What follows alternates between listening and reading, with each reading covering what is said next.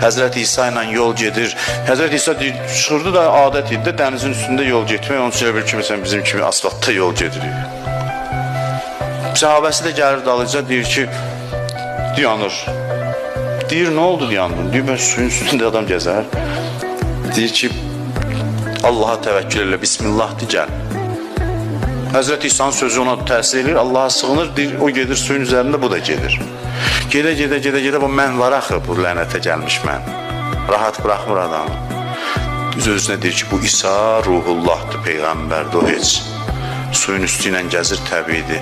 Gör mən kiməm, Gör mən kiməm, mən kiməm deyən kimi düşür suya. Həzrət İsa da insanşünasda baxır, deyir, hə, yenə qürur gəldi sənə, əlindən tutur, çəkir, dərhal, bax, qoymur, mən kiməm deyən kimi qərq olur.